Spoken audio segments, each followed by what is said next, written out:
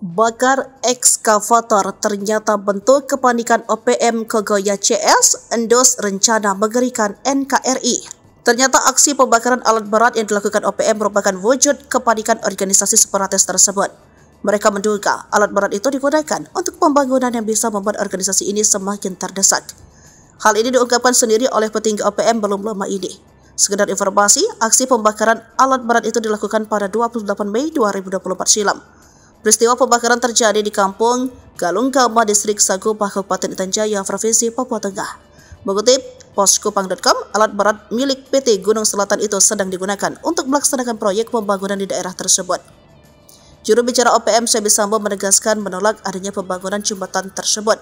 Ia menilai pembuatan jembatan dan juga pembukaan jalan hanya memudahkan akses mobilisasi militer pemerintah Indonesia ke kampung-kampung dalam menjalankan misi operasi militer. Sebi mengklaim dalam aksi pembakaran tersebut sempat terjadi kontak tembak antara KKB dengan TNI Polri. Namun tidak ada korban jiwa dalam kontak tembak tersebut. Tentang adanya peristiwa pembakaran alat berat tersebut dibenarkan oleh Kapolres Intan Jaya AKBP Afrizal Asri. Dalam insiden tersebut para pekerja sangat ketakutan. Oleh karena itu mereka pun langsung menghentikan pekerjaan setidaknya untuk saat ini.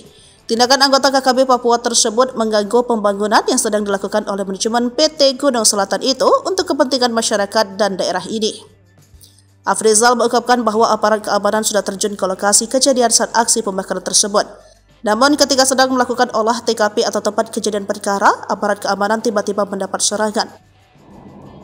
Tembakan terjadi ketika aparat sedang melakukan olah perkara di lokasi kejadian. Keamanan akan ditingkatkan di lokasi agar pembangunan bisa terus berlanjut.